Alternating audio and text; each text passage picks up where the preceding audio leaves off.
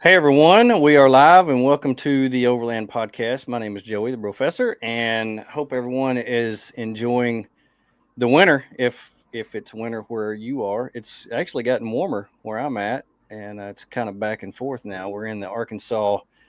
Uh, if you don't like the weather, just wait and it'll change time of year. So it was warm yesterday. It got almost up to 75 today. It was in the 50s, and next week it may snow. So that's kind of the way it is. But it is a great time of the year. It's fixing to be spring and everything is about to start leafing out and become beautiful again. So I'm excited about our guest this evening as we do the live recording of the show. So if you're watching or listening, you might want to be thinking of some questions, comments, especially if you're a fan, because if you're not, by the end of the show, I promise you will be. We have with us this evening YouTube Sensation is Oh what I'm going boy. to call him. Oh, yeah, I'm putting you out there. Tyler from Independence Overland. Welcome, Tyler. Thank you for Hey, joining thanks us. for having me on, man. I appreciate it. Yeah, I appreciate you taking the time to be out. I've been following you for a long time. You Likewise. were one of the first people that I found on YouTube with an FJ Cruiser, and me owning one, finding somebody that overlanded in an FJ was hard a Yeah. long time ago. Few and far between. A lot of people wheeled them, but living out of them, it was quite difficult to find. So that's what drew me to you right off the bat. But before we get into that, you're very well known around the overland community. But for those who don't know, give us a little introduction to you, who you are, where you live, what you do. So I live in Colorado. I'm a diesel mechanic for a living. I'm now like the lead of the shop, so I don't do as much wrenching as I once did. And so I make all these videos for. I've always made videos, and I've always gotten a kick out of making videos. So it just kind of became a natural thing where I wanted to get more involved in all this. So I started doing reviews and stuff like that, and then over time I got a little more brave to put myself out there and actually be in front of the camera more and do the adventure stuff, which is very intimidating at first. But yeah, so then it's just kind of become what it has, which is crazy. But yeah, it's been a fun thing. I never thought it'd get to where it's at right now. That's for sure. You kind of start these things up, you don't know where they're going, um, but yeah. So now I'm getting into all sorts of stuff. I'm building a new truck. I've still got the FJ. FJ is not going away, and I know you will appreciate that. But Oh, well, yeah. yeah, I plan on keeping that. I've had mine for. We were just talking about that. You said you had yours for 8 years, 9 years. I think it's 9 years now. Yeah. I'm at 15, 16 years with mine, which is Wow. yeah, it's wild. I get into that thing, and being that I'm now a professional, I work on a fleet of vehicles for a living. Getting in there and I see some of my wiring sometimes from when I was 22 years old, and it is not impressive. And then I see the stuff that I've done recently, and it's all like wire loomed and everything. Yeah. It's I need to redo a lot of stuff. But anyway, I'm keeping that thing around. But my truck's going to take the forefront for a while. I'm going to do some new adventures. I've got trips planned with Baker from Baker Overland coming up, and hopefully in the next like 3 months, 4 months, we've got some cool projects we're working on. And yeah, I just want to get out and do a lot more fun adventure type of stuff. And I'm going to focus more on quality this year than quantity, because it's so easy to get wrapped up in the release a video every week thing. And True. I feel like it makes a channel suffer when you have limited time like I do. So anyway, I guess that in a nutshell is what I got going on. Have you put yourself on a quota for the past year or so about how many videos that you put out per week? Yeah, I was because I was saving for that truck, and I was wanting to, because it's a lot of work. YouTube's a lot of work. So I had a quota where I was basically like, I need to focus on getting a video out every week just to keep the algorithm working in my favor. And I was trying to put money together for multiple projects, because I've talked about on the channel, I'm putting a mod cap from AluCab on that thing, and I've got some secret stuff that I'm doing that's going to cost. So because of the financial side of it, I really held strong and stressed myself out with, hey, I'm going to get this stuff done so I can have some income, because my day job takes care of my day job stuff, and the channels pretty much take care of the truck stuff. So anyway, I met that. Well, there's times that I fell behind and stuff, but anyway, this year I want to do more of just the stuff people like to really see from me, and take on less products that aren't, I don't know. Some of that stuff you can get carried away with, and I've done it. I think every channel's done it, and I want to back off on some of the just reviewing stuff to review stuff. It's so easy when you're new to all this, and a company's like, hey, do you want to try this out for free? and you're like, it's easy to talk yourself into it. And so I'm trying to get away from more of that and go back to how I built the FJ in the first place, which was a lot of it or most of it on the FJ. I paid full price for it. It's all very high quality stuff, but I know it'll last forever. So I'm going to try to get back into the, I don't know, I guess just more into the focus on things that I want to be doing versus what I think other people want me to be doing, sort of a thing. I understand, and that makes sense. That makes sense because on a lot of for those of us who watch YouTube a lot, you can tell when people put out a video just to put out a video. Mhm. And I understand where you want to do quality over quantity. Yeah. Now let me ask you, how did you first get into overlanding? When did overlanding first appeal to you and you thought, that's something I want to get into? So I got into the four-wheel drives because my dad had a 40 series when he had an FJ40. And so anyway, we would go out when we were kids and we did all sorts of cool stuff in that. South Padre, he was stationed in Texas. And so we'd go out to South Padre, go shark fishing and stuff. And we had all these cool experiences. And so flash forward when I was coming out of or getting into like my early 20s and the FJ Cruisers were out. And at the time, and I'm sure you experienced this to some degree, excuse me, they were not that expensive of a vehicle. Mm-hmm. And nobody really wanted them because it was like this. People were like, that's an ugly Japanese SUV. And I was like, that thing looks just like what Dad used to have to some extent, you know? Right. And I was ready to get back into the outdoor thing because I'd always done that when I was a kid. High school comes around, girls come around, you get distracted. Mm. And so I was going back towards that. And so I got that thing. And then really quick, my friend Kevin actually started, I worked with him at John Deere. I used to work at John Deere Reman Springfield in Springfield, Missouri. And so he started showing me stuff like, hey, you can do the suspension on that thing. And then it became a roof rack. It became this, became that. Met my now wife 30 days before she was coming out to Colorado to go to photography school. And so as soon as I came out and visited, it was like, oh, this is what I'm missing out on. She's going to Colorado Mountain College out near Aspen, Colorado, where we're still in the same area. And so when I came out here, I was just like, I didn't even know that kind of stuff existed. So then, of course, flash forward, and now I live out here, and it's just become a thing. You know, sometimes it's because I wanted cool gear. You see a tent on top of a truck, especially back then. You know, I saw one when the rooftop tent thing was becoming popular, and right away I was like, I know I want that. That looks very convenient. And so over time, some of it was gear, and then some of it was like the experience. But my dad was always, when he was in the Navy, instead of staying on the ship or going to the nearby towns and drinking, he always told the stories when we were kids where he would go in and take tours and go see the tribes and stuff in Africa. And so I had that kind of growing up around that. Like we had spears from some of these African tribes in our house that he traded a Bic lighter for instance. And so I grew up around that environment where my dad was always like, this is what's cool. And so, of course, that kind of trickled into me. And so then I started getting into this point where I was like, I want to go more remote. I want to do this. I want to be able to go out there longer. So then battery systems, refrigerators. And so it just kind of is multiple facets. And I like tinkering with stuff, building a truck, as we were talking about before the show started. You build this little system that is yours. It's like your little portable home.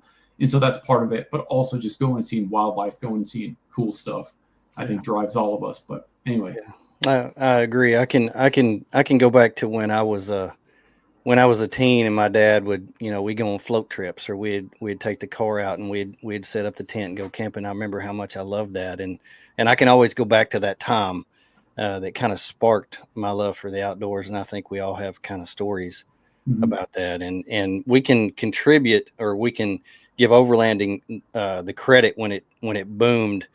They created such cool gear for us that it just drew us to it. It was like the light, and we were just drawn to the light as zombies, and we just take us to all the cool stuff.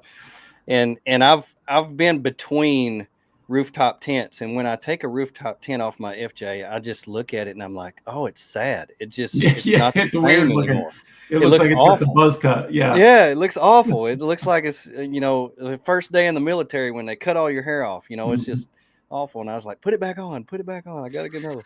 But yeah, I totally understand that. Hey, I want to give a shout out real quick to Bats Off Road, my co-host. He and everybody in his house has the flu. Oh, no. And I just want to tell everybody that's why he's not on the show. He missed the show last week. And so just Tony, we're thinking about you. Scott Jubert's on here. I know he's one of Scott, your biggest fans. Man, I love Scott Scott. want to get on here and say hey. So anyway, love visiting with you. Now that you've revealed to us that you are a mechanic, you're a hands-on guy. How big is DIY in your world? Are you one of the ones that will do a lot of the stuff yourself? I've done everything other than. Oh, sorry, I didn't mean to cut No, you go off. ahead. No, go ahead. I've done everything except for I was telling you that I just had my diff done. Differentials are something that I'm not super comfortable with, just because I haven't done a bunch of them. But yeah, everything I've done, my suspension, my axle installation, all of my everything on there, all the wiring I've always done. And honestly, what I'm going to try to do, and I'm not trying to just plug myself here, but I feel that a lot of people should trust themselves more if they're even remotely mechanically inclined to do a lot of that stuff, because this is it's so expensive, and shop rates, at least where I'm at, are like, some of them are like $250 an hour. Yeah. So if you're having somebody wire something for you, that costs so much more on top of an expensive red arc system. And I'm all about buying quality that'll last for a long time. So if you're spending money on these components, but you can trust yourself in wiring something, then you can save a tremendous amount of money. And so what I'm gonna try to teach people more on that in the future, a little bit on the channel, and then my patrons will get a little bit more of an uncut, unedited version of that. But I try to, and again, I'm not trying to just plug myself here, but with Patreon, I don't have as much time as some people do, because I do work a lot of hours. So I'm trying to do things like teach people as I go forward, like, this is how you solder wire and stuff like that. Because people get freaked out and they're like, oh, I'm gonna,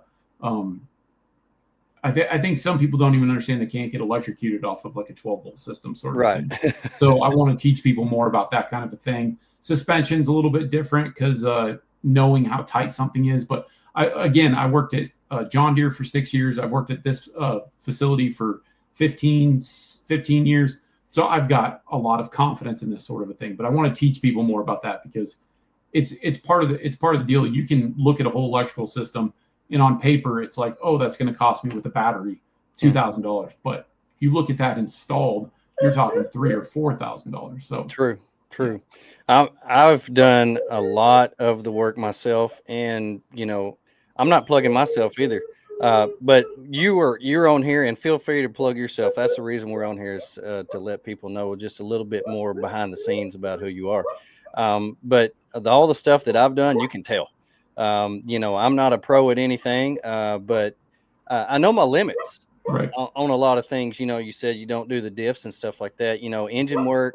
I tried to do wiring, and then when I took it to a wiring guy, he said, you're not allowed to use electrical tape anymore.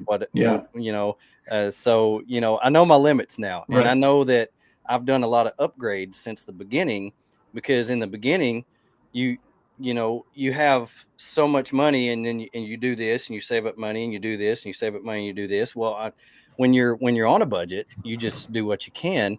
And then later on, you upgrade some stuff, you change some stuff. And then eventually, I hate to say, it's the words that overlanders never should say, get it the way you want it, because there's always, it's always in process, but you get it better each time. It gets better each time. There's very seldom that we do something that it gets worse. If it does, then you change it. But yeah, I totally get that. Trying to teach people, know your limits, but you can learn and get out there and do some stuff yourself. And when you do things yourself, your vehicle better.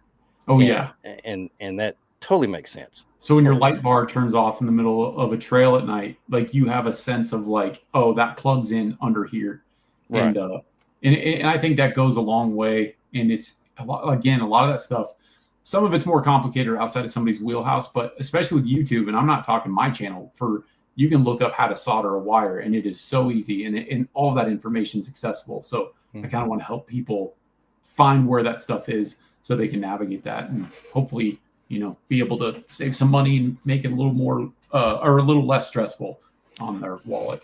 Well, anytime that we can do that, when we can upgrade and not be out and break the bank, that's a win. That's a win. You've really been putting out some amazing videos, as always. And so I want to ask you a few travel questions without without giving away. And I would never ask any of my guests to reveal secret sites or anything like that. But without revealing anything specifics, can you give me one or two places that should be on every overlander's bucket list? Absolutely the San Juans, and I know that that's a it's a go-to for a lot of people. It's kind of busy out there these days, but the San Juan Mountains out in the Telluride, Ouray, Silverton area, I mean, that is just, as far as the United States go, I guarantee there are people around the world that see that and they're like, if I ever go to the United States, I'm checking that out. True. And it's an amazing place, but at the same time, I like when I went out with Baker, they wanted to cut some time off their trip, and I also had to tell them, I was like, man, that place is amazing, but there's so much more of Colorado than just that mountain range. There's so much cool stuff to see. And so there's also, that's like a bucket list thing, but at the same time, if you came to Colorado and that was the place you went the first time, you could almost spoil it for yourself, because it is incredibly epic. And I told Caleb and those guys, I was like, we should do that in a time where you have more time to explore, because honestly, there's not that. Yeah, and you don't want to rush it. It's pretty crazy up there. Honestly, there's not that much camping as you might expect, because Colorado isn't like some places where you can just pull off the side of a forest road. It's very like, you need to find a fire pit. People will get grumpy with you over that kind of stuff. And so I'm very careful about it too. Like whenever I travel with people, like, hey, we can't be doing this, we can't be doing that. But anyway, but it is a just top shelf place. And then also Utah. So I'm fortunate enough to have Colorado as my backyard. And then Utah, I can get to Moab in about 2 hours and 45 minutes. So it's pretty close. Yeah. And so that whole area is incredible. But it's technically the Moab area, but Moab proper is more of the off-road paradise. As if you go into the outskirts of it, then you really get into what the United States identifies as like overland type trails, where it's like you go from here to here to here. And that place is just phenomenal. I mean, it's a different type of travel because, you're not camping next to water the whole time. You're hunting for scorpions at night, stuff with a black light. Highly recommend that. I love doing it. But you're looking around, just checking out stuff. And it's super dusty. If you open your window for a second, like when you get home, that thing's gonna have dust all over it. But there's such a magical experience in the desert, and I talk about that in all the desert videos I do, because for me at least, there's something special in the air out there. And anyway, so that general area, and I guess those are kind of what people might expect me to say. So if I were gonna say some other areas that they haven't heard of before, Northern Colorado, I just went and explored that for the first time. And I've been living here for almost 15 years now. And it's crazy because every single year I find parts of Colorado where I'm like, I cannot believe I've never seen this before. And it's just like, I've gone to some of the same places over the years, but there's always so much to see. In Northern Colorado, up near the border of Wyoming, is incredible up there. It's pretty cool. It's not like the huge mountain peaks and stuff like you see, but it was one of my favorite places that I've been to. So I want to do some more exploring out there. And then in Utah, I would say down by like St. George, getting close to the Arizona border, there's some really cool stuff out there too, I'd have to say. I'm so glad you said that, because I'm flying into St. George in April. Oh, yeah? And, yeah, I'm going on a backpacking trip up in I can't remember the name of it, but flying into St. George. And I had never heard of St. George until they said, okay, this is where we're going to meet. And then we're going to go up into some gulch up in there. And everybody talks about how beautiful it is. So I'm really excited about that. That's some wide country, man. There's a lot of, I bet there's a lot of cool stuff to see in there. I cannot. How many miles are you doing? We're going to do, I think it's 38 miles in 3 days. Yeah. And then are you doing like an ultralight like TP, or how you camping? We'll be carrying everything on our back. I've got a ultralight tent, and we'll be carrying all of our food, all of our water, all that. That's stuff. Cool. Yeah, it's fun in the desert too. That's a different thing. I've done a lot of backcountry like backpack archery hunting, but I've never really done that much just backpacking. But the older I get, the more I'm like, I think I would actually appreciate that more if I could find the time to do it all. But Buckskin Gulch, that's what it's called. That's cool. Yeah, it's gonna be neat. What about on your bucket list? What are some places that you want to go, but you've never been or had the time? I want to go to Area 51 really bad. I know that that's not like a Really? normal. Oh man, I've dorked out on all that stuff since I was a kid, and now that stuff is getting more popular, there's all sorts of weird stuff happening. I don't know if people are following that or not, but there's a lot of stuff happening in Congress around that whole subject. So I think it'd be a fun time to go. But I followed that since I was a kid, and so I want to go there. I definitely want to go, of course, into Alaska and Canada. I've actually got some plans to do sort of like a documentary kind of thing as soon as I can find time to do it. I want to go pretty far north and then follow a route that I need to build myself coming back down pretty much even potentially into Mexico. But that's kind of like a long route that'll take me, that whole project will take me probably a number of multiple trips over the course of a couple of years. But I do have an idea for like an actual series sort of thing I want to do. And then I would have to say Newfoundland. I would very much like to do that. Jeremiah, he used to do media for Red Arc, and he also has Overland Pioneers as a YouTube channel. He went over there and ferried his truck over, his Gladiator, and he went with some other people, and it was an absolutely beautiful looking trip. And it's one of those things where you get you're shipping out from the United States. It's not that long of a ferry ride. And it was a really cool looking trip. I think that'd be cool. And I'd like to see, I think it'll get more popular over time, but we'll see what happens. That looked really cool. Interesting. Jeremiah's the one who got me hooked on the UP up in Minnesota. Oh yeah. Right on. Yeah, in Michigan. He had been up there and he had routed all of and I didn't realize that all of the UP is national forest, and going up through there and seeing all the places where you can camp right on the water, which is like camping on the ocean without sharks. That's cool. It was amazing. So we went up there the last 2 summers, and I have him to thank for that. So he's a cool guy. Jeremiah. Cool guy. Expert on drones. If you want to know anything about drones, he's the guy. Yeah. He actually does that for a living. I don't know if a lot of people know that, but he contracts with like real estate brokers, and he flies through houses. Oh, really? Yeah. That's interesting. I didn't know that. Yeah, it's pretty neat. Can you share with us a story, maybe about one of your most challenging trips that you've taken? I can, and it's actually in the San Juans. Because I do all of my own work, and I'm not perfect by any means. I'm usually pretty good because the fleet I take care of, it's our job to keep those things on the road because they're losing money constantly as soon as they go down. So I have this mentality of like keeping things going, and you fix it before it's broken. So you fix it before you leave for the trip. We had people come out and they had expectations. I put this trip together because I'm usually the trip planner because I don't know. I just usually take the reins of stuff. And I did not do a proper pre-trip on the FJ, and I looked underneath it but it wasn't good enough. I checked the oils, basic stuff. I also, real quick, I want to do a video on how to prepare for an overland trip, and so that'll be a video and like a spreadsheet at some point for people. But anyway, I overlooked something. So I forget the name of that area, but we were doing this very steep climb, and I could tell that something was off on the back of the truck. And I'm doing this very steep climb, and like a cooler fell out of the back of one guy's truck and rolled like 50 yards down the trail. And it was this whole thing. But when I got to the top, and I've got 700-pound springs in the back of that, and I've got a diamond axle in there. And anyway, my upper links, both of them, had fallen out during the course of the weekend. So my spring was shaped like that. And it was so close to coming out of there.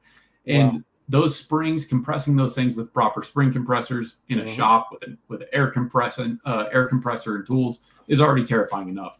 Yeah. And so I'm in this situation where I had to use a high lift jack. I just stopped carrying a high lift jack, and I still don't carry one because they're just terrifying for the most part. But yeah, a Jeep had one. So I used his high lift jack, and we used, I think, some ratchet straps. And my buddy, who happened to have a dirt bike in the back of his Tundra, he had a dirt bike. So he zipped back into town the next morning, went and found bolts and stuff because the bolts were long gone. And it was such a nerve-wracking thing. And it was like the one time that I'd really slipped up on that. And it was the last time that I really slipped up on that. Like, it's one of those things when you start having that kind of stuff happen, and it's an older vehicle thing, and I'd installed the axle and all that stuff. So I was like, this is my fault. So yeah, that was a very big challenge. I was very stressed out that night. It was such a cool campsite. I actually want to go back and camp there because it was just not the normal camp night. I was like worried if I'm gonna have to pay $2,000 for a tow truck to come get me or something. Yeah. So I think that would be one of my most challenging ones. Yeah, I've actually had pretty good luck. I've had pretty good luck. I haven't had a lot of breakdowns, a lot of issues. Usually my trips go pretty smooth for the most part. This doesn't make for dramatic videos, but it's great for me. That's true. Well, I would rather have it go well and be able to sleep at night rather than make a good video and have a $2,000 tow bill. That's just me. I'm not one for wanting drama at any time. I've always had a little bit of worry. We're 1,200 miles from where you live, and so I always think when I drive out there, you got to be careful. You got to think before you act because you got to drive this thing all the way back home. Yep. And so I went out to FJ Summit several times back when they were having that before COVID shut it down. Loved going out there in the summertime, and that was actually my first time to go to that area that you're talking about, right around Telluride and all that. And it was fun being out there with 70, 80, 100 other FJs and doing all this, but a lot of them pulled them up on trailers, and they got to put them on a trailer and take them home. And I thought, I can't do that.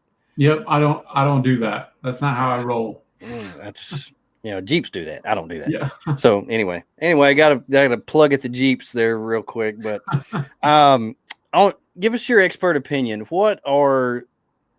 Give us your top pieces of gear that you consider essential for when you go out that you never leave home without.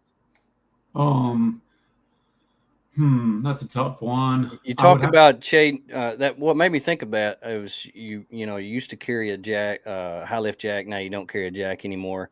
And so that made me think about your top pieces of gear that now that you've experienced a few things and been out there and done a few things, what you wouldn't leave home without. I would say my Leatherman. I fix so much stuff with the Leatherman Wave, and honestly, I have like $30,000 in Snap-on tools at work, or I guess not all Snap-on, but I've got a lot of tools at work. I use a pocket screwdriver and a little tiny pair of Nimpex pliers to fix most of the stuff that I have to deal with. Obviously, I'm not doing like swapping a third member like that, but whenever it comes time to like just little things, like you have a loose screw that's driving you or a loose nut that's driving you crazy, having just a small tool like that, and the Leatherman can go a long way to do something like that. It's a knife, it's a saw. I have a video up where I think I cut like, I don't remember the actual number. There were some that weren't even in the video, but I cut like 8 logs that were like this big around. I usually carry a saw with me, happen to not have it. I have an electric chainsaw, FJ Small. I didn't have it. And we were the first ones up. And I have to say, it's all about the person and the driver. We passed 2 Jeeps on 37-inch tires on their way down. I was on 33s, and I drug myself up this one obstacle with a winch. We had no business being up there, but we did. Me and my wife went up there. But I was cutting through trees, and I was just like, well, I'm not going to turn around. This is our weekend plan. So just having that tool, I was able to do that. If you get a splinter, you can pull it out with the needle nose stuff.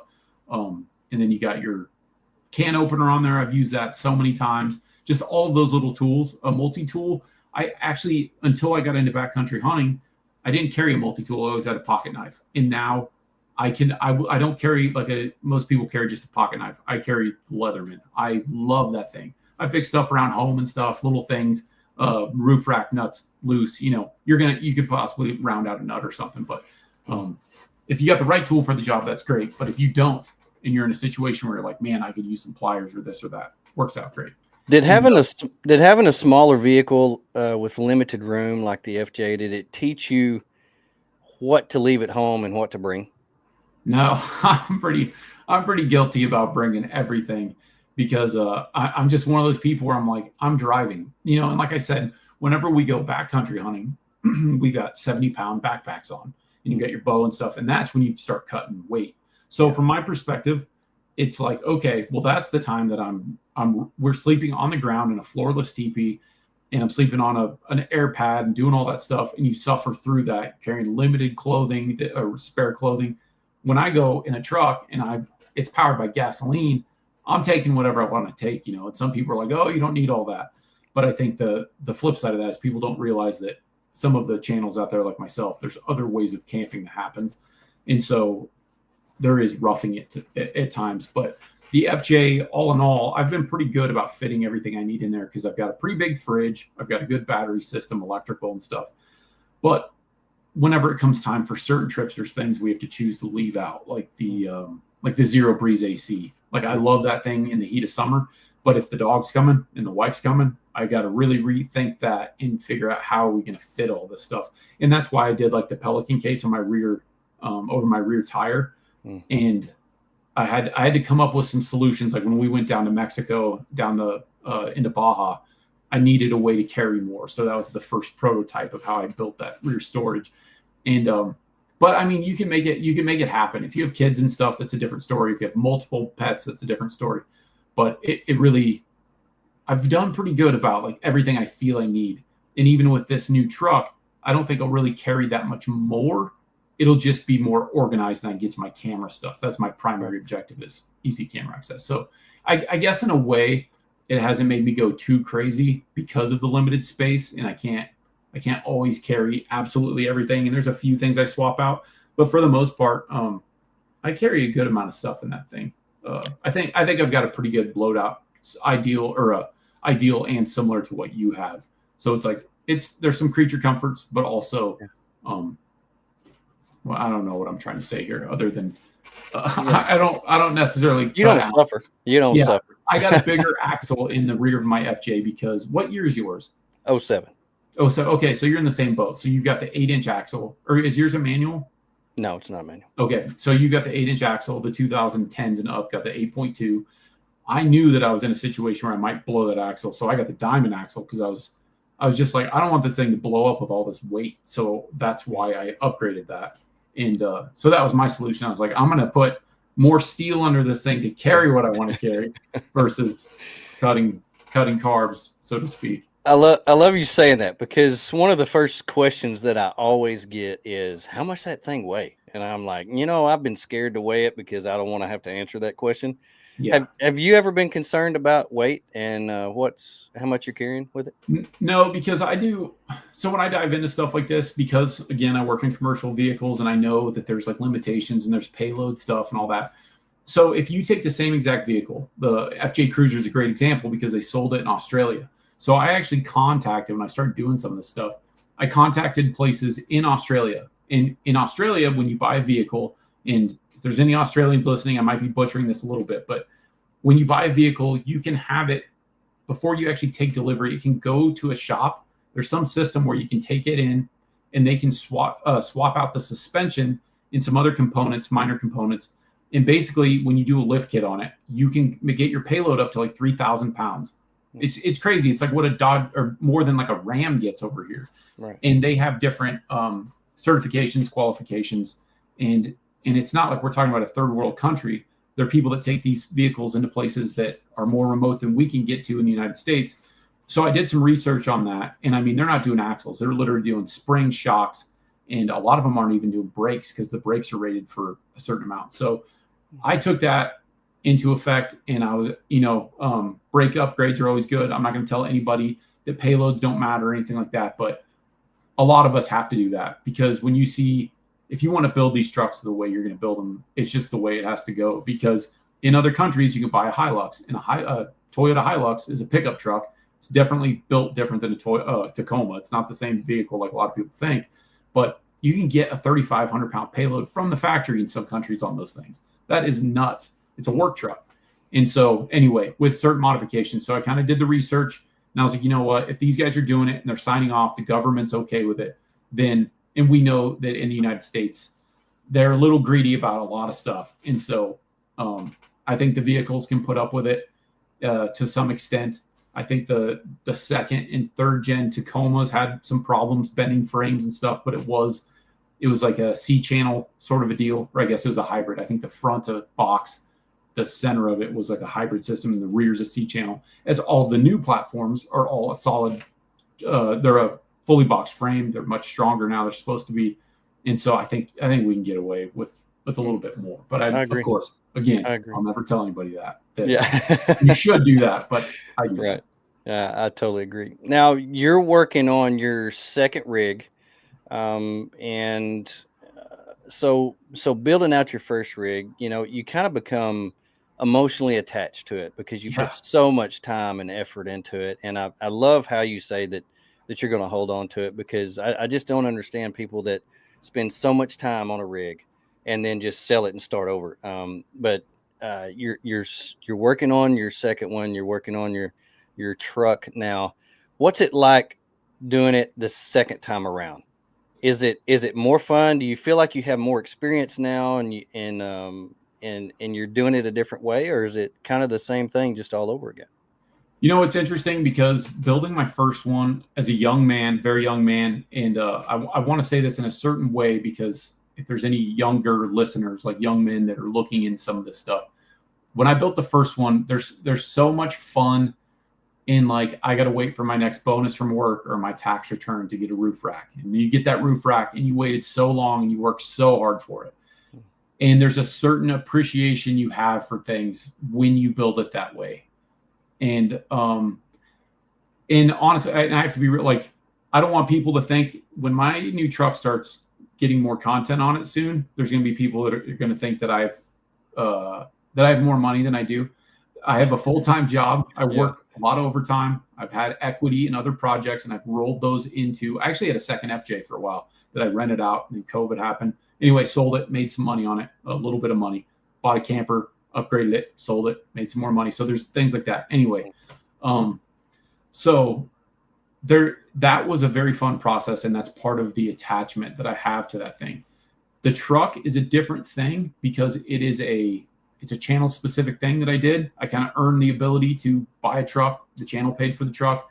The channel's paying for everything else. And I've got brand partners and stuff now. Mm-hmm. The thing is like I know what I want in a vehicle now. And I know how to build the ultimate vehicle now, at least for me at my age and stuff, all that comes into effect. But there's also a different level of attachment or lack thereof to having something where companies are willing to work with me. I very much appreciate that these people are doing this for me. And I'm so grateful that I'm even in the position that I'm in, but it is different. It's like, I just told you that I got my truck back yesterday after a couple months of being away.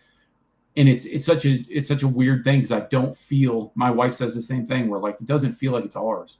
It's like this weird deal where it's more of a tool this time rather than that thing that I look out at the driveway and I'm like, man, soon I'm gonna have this 10 on there. Like I worked so hard back when I got my alu cab. I was a glass blower for 12 years, something like that. And it was like my side hobby before I was doing the video stuff. And so I spent so much money upgrading torches and all this stuff. There's all this stuff in my glass studio. So when I sold that, that's where that money came from to buy that alu cab. And so it was there's so much work involved that went into the financing of that. And so anyway, for the young guys, especially young men that are watching this kind of stuff and they want to build a truck and they want to have this and the campers and all that stuff, there is so much enjoyment in the process of earning that over a long period of time versus just, oh, it's sponsored, must be nice kind of stuff. And it is nice, don't get me wrong, but there is a different appreciation there. I can see where you're coming from. Because I work for the city. I've got a take-home car. I don't drive my FJ every day, but I know the difference between the one that is like work is buying and the one that I'm buying and I put all my time into. Yeah. And I can see where that feeling comes from. Even though it's yours, that feeling is still there. That, work's buying this. And I was the young guy that wanted all that stuff. And there's so many times that like, I don't know.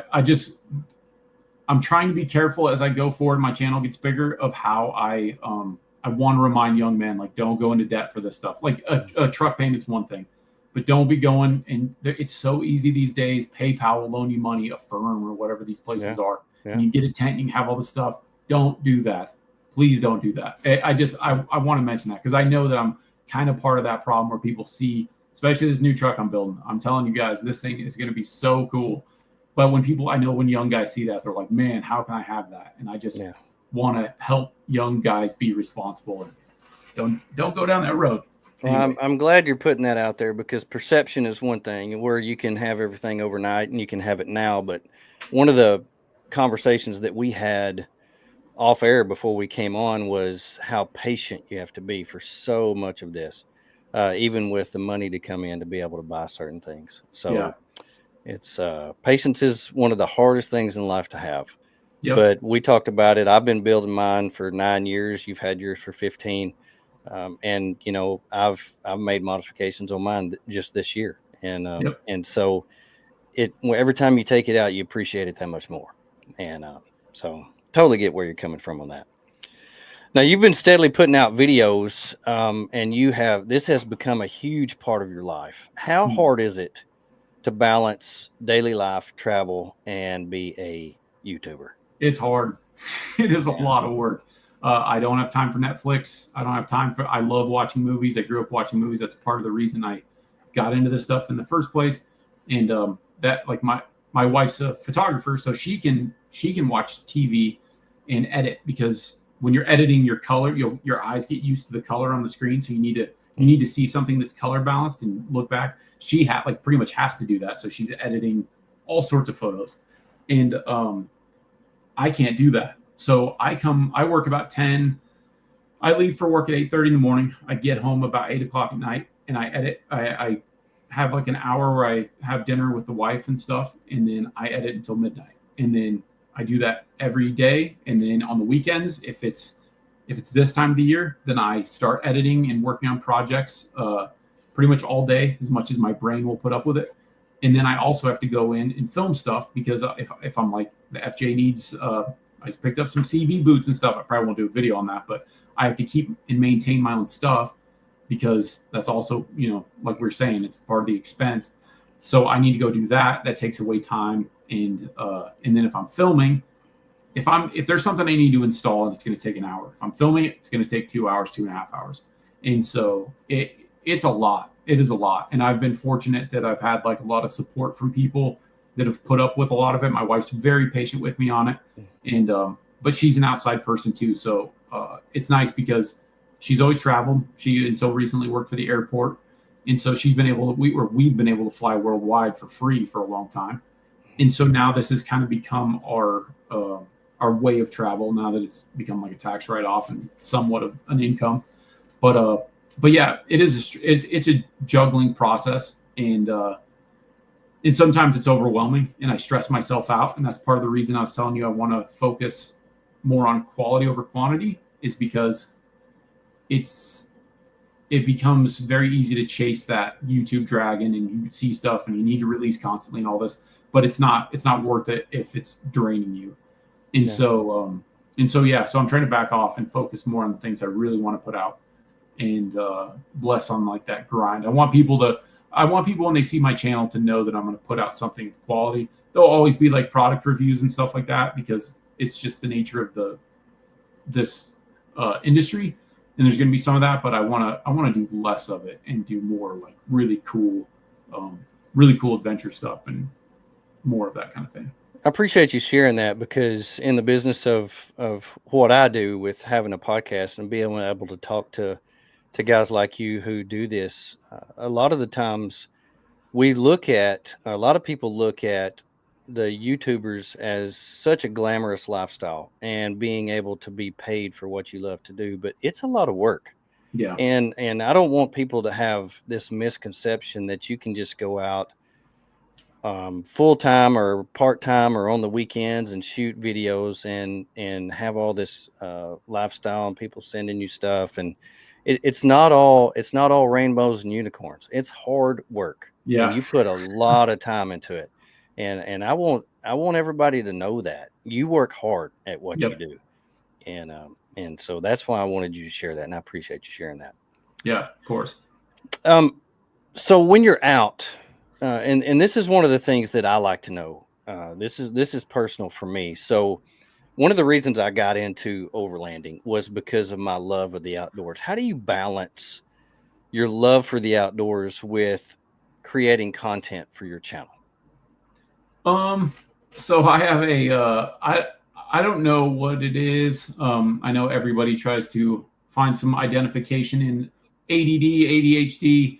I've got something going on where I cannot sit still. Same way. Before I was putting videos out on the channel, I have videos from when I was blowing glass, and I had videos from when I was in high school. I always had a camera. I was always recording stuff. When I was a kid, my dad had a camcorder, and I was reenacting Arnold Schwarzenegger scenes and stuff like that. That's awesome. And so I've always done it, and I've always had a camera with me. And it wasn't until the last 4 or 5 years where I was just like, why am I not pursuing this in a different way? Because I really enjoy it. And it was so obvious. It was something I always did, but I never considered it as like an avenue to make income on. So it was like I just had this. Anyway, it's kind of a long story, but I had this interaction with Jailbreak Overlander. He's a YouTuber. He's got a big channel. He gave me a shout out that gave me a level of encouragement that I'd never really considered. I'd done a few things on the channel, but he was like, dude, you need to focus on this. And coming from somebody of his channel size, and I was at like 250 subscribers. This was during COVID. And it was just like, okay, like maybe I just had never considered it. So anyway, whenever I'm out doing this stuff, I've always been doing this stuff. I'm always taking pictures or doing video mostly. And I've got old videos that'll never see the light of day because they're just so cringy. But I've told this before on other podcasts that I used to go before drones were a thing, and I would string up a wire or a piece of paracord and put a pulley on it and put a GoPro on it and I would set this thing up and I would drive underneath it while it would go over the road, like a weighted thing, just to get one shot where it's like driving or flying over the top of it. I would do stuff like that, and I just was interested in doing it. And so, yeah, it's just this thing where I don't sit still for very long. I don't sit still at home. I have to be focused. So that helps me tremendously. So for a lot of people, they're like, doesn't that ruin it to some extent? Honestly, the only thing, and it doesn't ruin it, I enjoy the video editing process, but really when an awesome trip's done and it's been like a week or something, especially those big trips, 2 weeks, the thing that I think ruins it more is I'm like, man, I've got like 80 hours of editing. So. Oh yeah, we were talking with Bill and Deb from Cottywampa last weekend, and he said a lot of people don't understand when we shoot one 20-minute video, it's about 250 gigs or more of video that we have to go through. You don't understand what we have to filter through. So that's so insightful to those of us who do not do it. How much you have to go through and the work you have to do, and plus it's also great to have a wife who's a professional photographer for you. Right there with you. And it's such and she's good because she's gotten into helping me with thumbnails and stuff, because that's one of my big weaknesses. Thumbnails are so important. If you think about an Avengers movie, it's like that's the thing you're seeing everywhere, and that's getting you hyped up for it. So you need to see something interesting, and it's hard to compete in that space. So she's helping me with some of that, but yeah, it's definitely helping that she is a photographer, and it definitely helps that she grew up in a similar way where she's really into the outdoors. Like she's not a girl that's like sick of this stuff. We'll do a week or two, and then it's like we're both just like, man, we're just getting in the groove of this. We wish we could stay longer. But I got to get back, and take care of the stuff that I get paid to take care of. But right. Well, we talk a lot on the podcast about traveling, whether it's with just a rig like a lot of people doing nowadays, or one of the things that's become extremely popular in the overlanding world is trailers.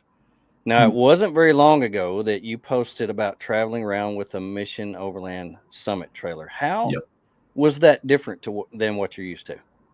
Okay, so I just got to add this. I had a Conquer UEV 490 for a while. I owned it for about a year. I remember seeing you pull that around thinking, how's that FJ pull that thing? It did decent. It did all right. It probably could have used different gears for that, but it actually did pretty good. But I wasn't passing people, I should say. It's nothing like my new truck. My new truck it's amazing that Tacoma can pull like it can. Oh, man. But I had that camper. That thing had too much of a breakdown time. The thing for me is I like a quick setup and a quick breakdown. Anything can set up quick, just like a folding rooftop tent, the cheaper, less expensive ones.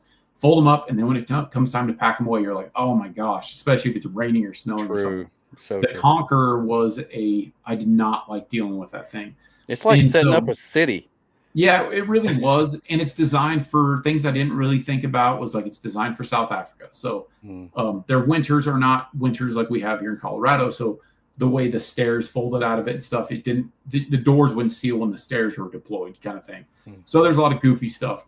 And the reason I did that is because I wanted to make sure that a trailer wasn't the right answer for me before I got the truck.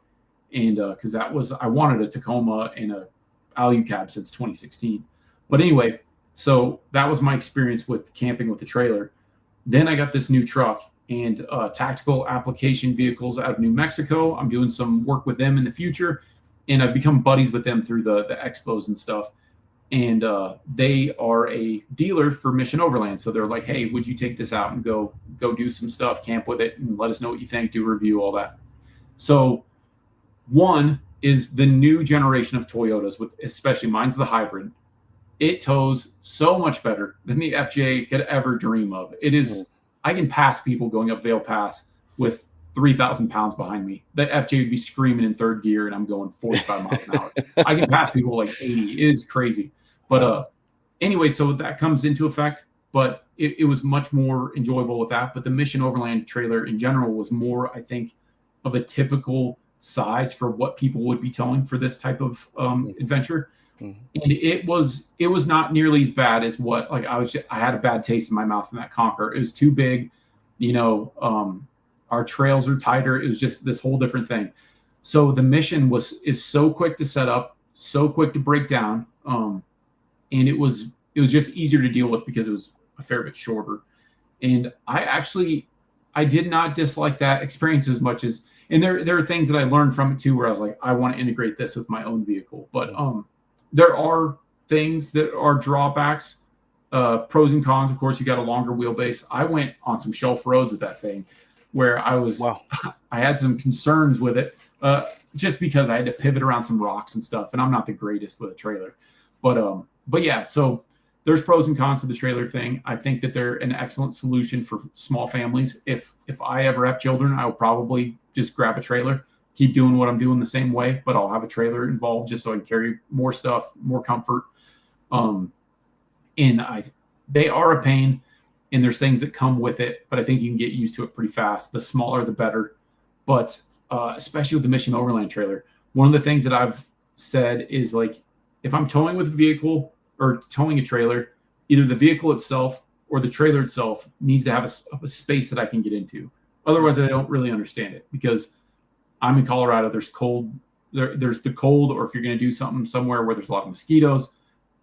For me, anyway, I like the idea of having a way to get into one of them. And the Mission Overland is two little things. You pop it up just like a rooftop tent. It was a very enjoyable experience, actually. They designed it in such a way that it's simple, it's insulated, it has heat, it's easy to get to, extra storage. It really had everything you needed, I think, for probably, you could probably live out of one of those for like a month pretty easy, and not feel like you're leaving a bunch of stuff behind, Anyway, I actually enjoyed that. It was fun, and I've got 2 videos coming on using that where I did some good off-road stuff. I've got a few videos coming up soon, and then I'll do a review. But anyway, I did enjoy it. Sorry, it's kind of a long-winded answer. Oh, that's what I was looking for, because trailers. There seems to be a new trailer company coming out every week, and it seems to be a very popular thing. If you go to any of the expos, it seems like the number of trailer manufacturers that are there grows every year. Yeah, because a lot of people have family groups and they need the extra room, and that's perfect for them. Base camping may be their thing, I don't know, but being able to pull it to different places is a challenge sometimes. And so I liked how you shared that. How do you feel that the overlanding community has changed in the last 5 years since COVID? I know a lot of people get wound up about that, and again, I'm one of the people where it appears like I'm part of the problem. Like, I've driven the same vehicle for 15, 16 years. Let's not forget that, guys, for anybody that's watching this. But I'm also going to have shiny new stuff. And there's this whole thing where people are like, oh, now it's taught that you need to have a $150,000 vehicle to do any of this. Of course, that's not true. But it has turned into that because there's so much of an industry around it now. And there's more people that will, people that will take me on and be like, hey, would you like to be part of our ambassador group or something like that? And so, of course, for that stuff, if it's something I'm interested in, then I'm interested in. And I try to be, how do I say it? I try to be very open about that kind of thing. And anyway, but as far as the industry changing, it has changed a lot. Some people view it as a bad thing. Some people view it as a good thing. For me, because I'm a person that actually uses my vehicle on a regular basis, if I was not doing the YouTube thing, I would still be doing this on a regular basis. I've always been out pretty much every weekend during the warm months. For me, it's great because YouTube or not, all that's doing is creating new competition and creating new products that make this so much more accessible, because you're going to get things that are on the higher end, like a AluCab. I would consider. I've paid full price for my AluCab tent. I fell in love with that stuff. Got to touch on that. But now they're helping me out. I did not get my new camper free, but they are. I'm working with them a little bit. Anyway, that's in the higher class of quality, higher class of price. But that also opens up the door for some of these companies that are producing things that are much cheaper for people. And that would not exist without that competition in the market. And so, in my opinion, it's great because you get more options for things. It's creating that competition that just makes things better and better, more reliable. Some of them are going to be more reliable, things like that. And so, not that all of the new gear is totally necessary, but for me, it makes it more interesting because you have more options.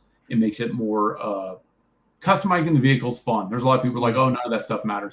Let's be real.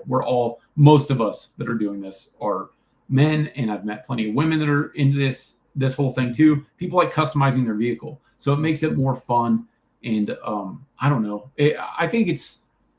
I get it. There's a lot of people building stuff, but let's be real that the vast majority of especially the ones you see at shows, they're not actually going out and doing some of this stuff. They'll go do a little press tour before the expo kicks off.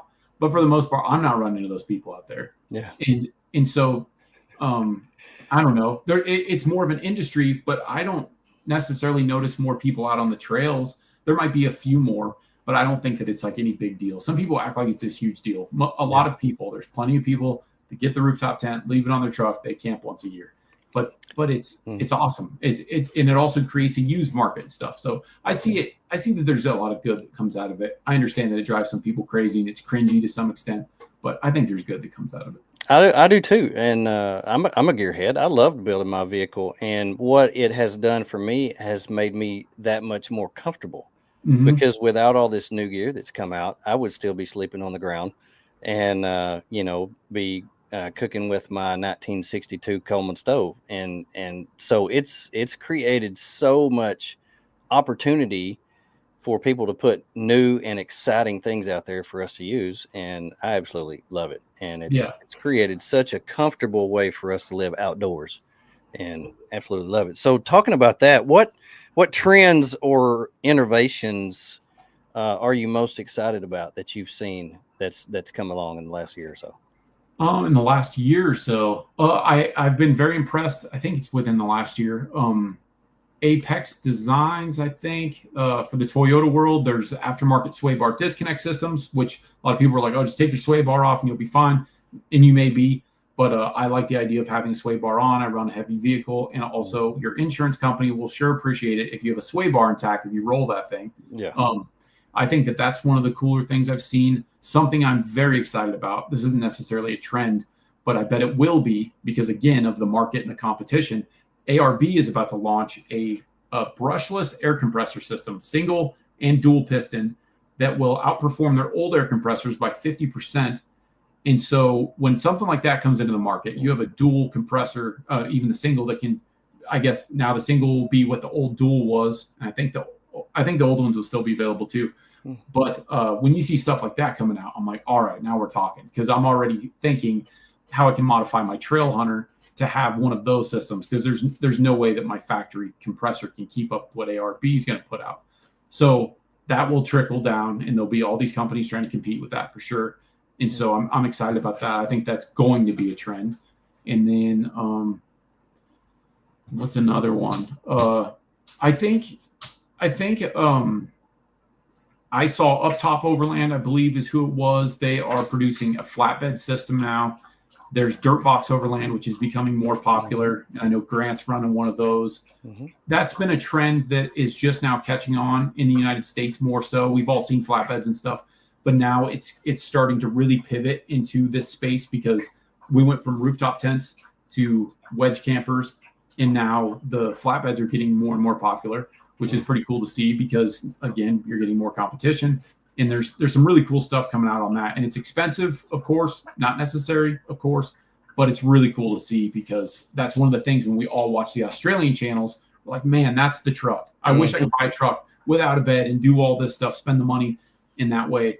And so that's a growing trend. There's some cool designs that are coming out. A lot of people are building those, and I'm happy to see that because it's just interesting to see and more of an expansion on what we got, True. I'm right there with you. I've been watching those guys on the other side of the world for some time now, running those tray and canopies on those 70 series Toyotas. 70 series. And oh my gosh, if I could get a 70 series truck, I would be absolutely in heaven. We're going to be driving those in heaven. So y'all just get ready. It makes my heart. I'm with you. It makes my heart flutter a little bit. And you can get them over here if you're a millionaire. You can get them. You can get some beat down ones. I looked at troop carriers. I was really close. I thought about getting one of those, but they're all leaf sprung, and I don't want a leaf sprung vehicle. I know I forget his name. Ozark Overland Outfitters. He's got a pretty nice one from Land Cruiser Heaven, and I looked into doing that same thing that he did because they'll take an 80 series frame and put that troopy or the pickup on that, and you have a legal vehicle. But I'm a person that takes care of old diesels for a living, and I don't want to deal with that in my free time. Like if I could get one new, it's one thing. I talk myself out of it. As I get older, maybe I'll talk myself into having one for putzing around on the weekends and stuff. But I don't think that there's a little bit of a trend of people starting to do that more and more. Land Cruisers are these amazingly durable vehicles, but it's harder to get parts for them. You can't go down to Napa and just get, a few things here and there. And there's kind of a trend going towards that. And I work on that kind of stuff. And I'm like, man, these vehicles got beat before they got sold. And now you want to take this thing and go take to Mexico. And plenty of people are capable of doing it. Don't get me wrong, but there's challenges associated with it unless you have a good shop like Ozark Overland Outfitters. Yeah, I know him well. He's pretty close to me, and I actually bought my first fridge from him. So, oh really? Yeah, we're pretty close. So, man, I appreciate you coming on here. This has been such a great thing. Tell us how we can support you and watch you. Yeah, I mean, I don't ask for much from people. I've got a Patreon for the channel. The channel's obviously Independence Overland. If you just watch the stuff, if it's not for you, then no hard feelings. If you do like the stuff, subscribe. And for the Patreon stuff, I'm just honest with people. I can't keep up like some places can. I don't do multiple campouts every year and stuff. I'm a full-time worker.